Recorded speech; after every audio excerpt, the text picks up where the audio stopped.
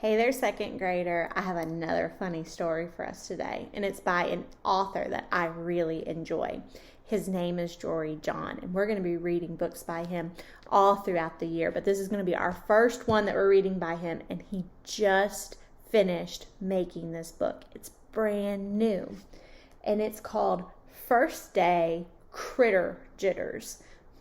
Critter Jitters. You notice anything about those words? Critter, jitter. Remember, during Miss Kaywood's read-alouds, you're thinking while I'm thinking and trying to come up with the answer before I can say my answer. That way you can think, yep, I was thinking just like you, Miss Kaywood. Or you can think, I didn't notice that. I'm going to try and notice that on the next page or in the next book. Well, what I noticed about critter jitter is that those two words rhyme. I bet he did that on purpose. I also see on my front cover illustration a whole school bus that has a lot of critters, animals, in it. I also see that this book is going to be using something really cool in its illustrations that kind of merges illustrations and text into one, and those are called speech bubbles. Those speech bubbles have the text that I'm going to be reading in them, but you can see who's saying it because of where the speech bubble is pointing to. So I see the snake is saying, sheesh, and I see the little mouse is saying, oh dear, and the bear saying, yikes. And I think maybe this is a dog is saying, ugh. The mole is saying, sigh. The rabbit's saying, gulp. And the parakeet's saying, oh gosh. So, like Miss Kay was saying, this book was written by Jory John and it was illustrated by Liz Climo. We do not have any illustrated end pages. These are just a shade of blue. Our illustrated title page tells us the title, First Day Critter Jitters, and we see that mouse again saying gulp, and we see the author and illustrator's name here on the spines of the book, and we see the publisher on the spine of that third book.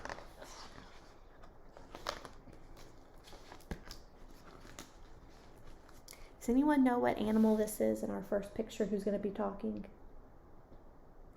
That type of animal is called a sloth. And what sloths are really known for is that they move super slowly. Super slowly. So when I read, I'm going to use a voice that I think sounds like how a sloth would talk if a sloth could talk. But we can already tell that these animals don't really talk, even though they have speech bubbles in this book. So we already know that this book's going to be fiction. It's going to be a made-up story. Am I nervous about the first day of school? I mean, sure. After all, have you seen how slowly sloths walk? Like, I probably should have left yesterday. We see him sitting at the chalkboard writing lines on the chalkboard. Sometimes that's what people had to do when they got in trouble. And it says, I will get to school on time. I will get to, and then he hasn't finished his sentence yet. And he's saying, how many more times do I have to write this? And the answer comes, 998 more times.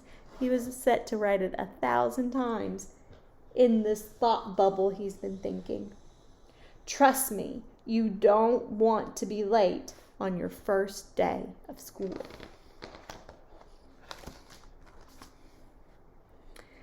Why am I pacing back and forth? I'll tell you why. I literally spent all of last night and this morning trying to get my backpack onto my body. Guess what? It didn't work, dude. Look at the snake. Because he doesn't have any arms to put in the straps of his backpack. Here's his thought bubble about what school will be like. Oh, how will I carry all my art supplies? Where will I put my stuff? So he sees all the other classmates having an easy time with their backpack. He's sitting there and he's going, oh, gulp. It's showing us their worries and their bubbles. Oh, It's a first day of school book. Of course they're going to be worried. That's how a lot of characters feel in first day of school books. In School's first day of school, the school was feeling worried, and the little girl with freckles was feeling worried. In our classmate, Don't Eat Your Classmates, Penelope Rex was feeling worried. And now these characters, we're seeing their worries and their thought bubbles here. Here's our mouse. Why am I so anxious? Because they're bigger than me. Who's they? All of them. We see him going gulp down there because he's super tiny.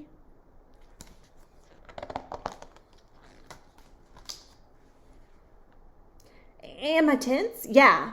I haven't really spent a great deal of time outside of the pouch, to be quite honest, so this is going to be new for me. Also, I'm cold and I miss my mom. Kangaroos, when they're growing up, they spend their time in their mama's pouches, which keeps them warm and safe. Here's his thought bubble about what he's nervous about. Maybe next year I'll be ready. So we can see where he's thinking how to build his mama out of sand just to get in a pouch.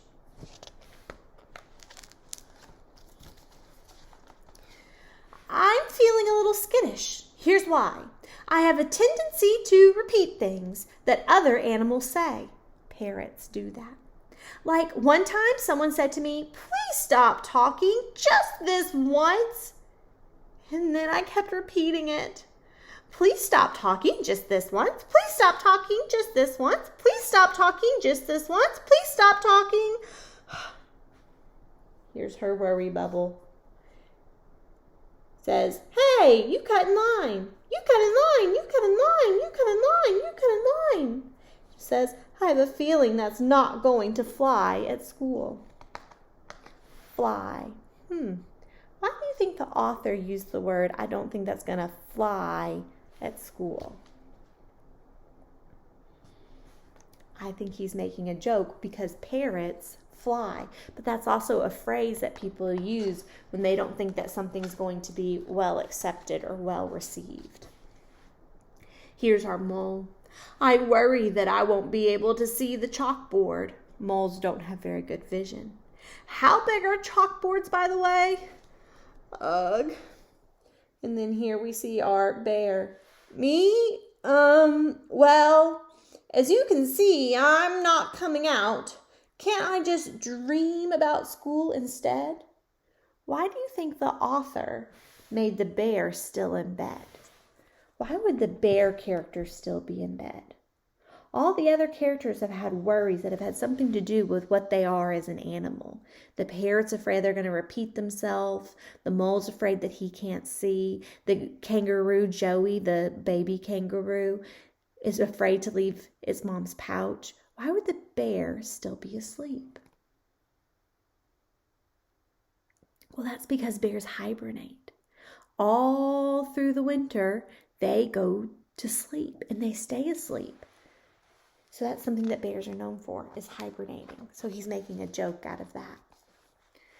I have a lot of energy, like a lot of energy. So what if I'm in class and I want to hop around, but I have to just sit still instead? I have so much energy. And here's his worry bubble where he's just hopping. And the teacher's saying, time out. Here's our sloth again. So, yeah, I've already been traveling towards the bus stop for 20 minutes, and he's just to his front door. And I'm still at my front door. I should really learn how to ride a bike. Sheesh. Here's our our snake. Bye-bye backpack. Bye-bye lunch. Bye-bye art supplies. And here's our bear. I'm exhausted. Aren't I supposed to be hibernating right now? Here's our rabbit. Can't stop hopping. So much energy. Can't stop hopping. So much energy. Can't stop hopping so much. And our bear. My eyelids won't stop closing. And our sloth. I'm almost to the sidewalk. I can do this. Just a few more blocks to go. Yes, I feel the burn. And our little kangaroo, Joey. Right now, my mom and I would be reading a book together and drinking hot chocolate with marshmallows. Do buses have hot chocolate? I wish they had hot chocolate. Sigh. Sigh. What's that word? Sigh. Doors swing open. Gulp. We see something rolling in. Excuse me, do you know what that rock is doing up there? Does anyone think they know what type of animal that might be rolling in? I think I know. Hello? Anybody home? Knock, knock. Maybe it's sleeping. I get it, the bear said. Miss Sherwood. Oh, yes. Good morning, everybody. I'm your teacher, Miss Sherwood. Whoa! Did that rock just start talking? It's a talking rock! I'm no rock. As you'll see, once I'm unfurled, I'm actually an armadillo. Were you guys predicting that I was an armadillo in there?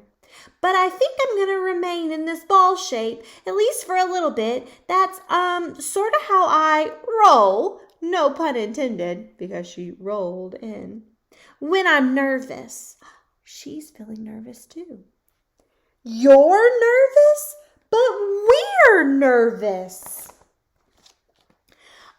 Well, yes, I feel a little bit silly about this, but I have plenty to be nervous about. The truth is, I'm rather forgetful, and what if I can't remember all of your names? What if I forget the last thing I said? What if I can't recall where I put the chalk?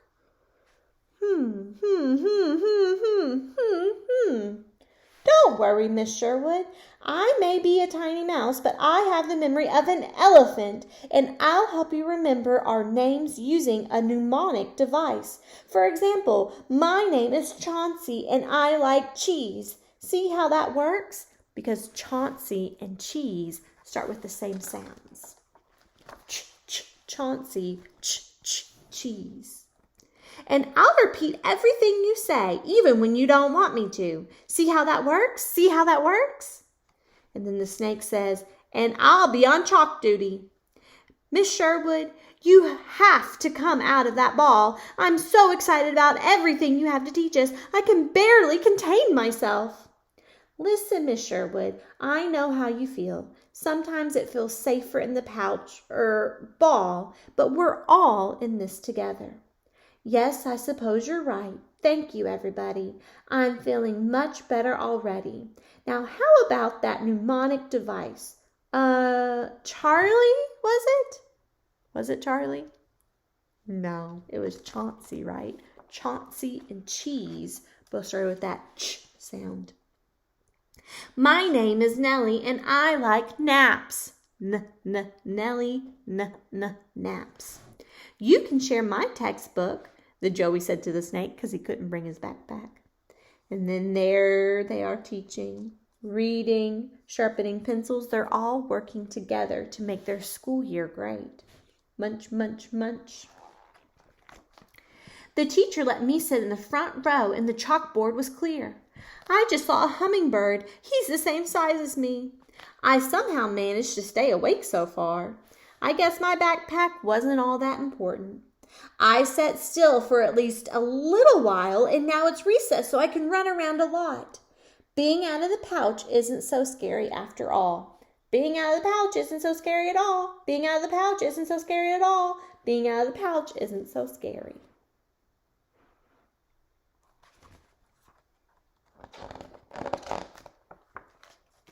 I taught my first class, and it went pretty well.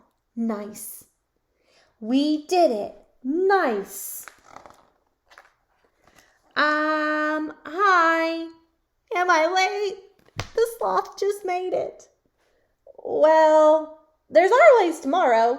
And I have an idea, the snake said. The next day at the bus stop. Whee! the sloth is riding the snake.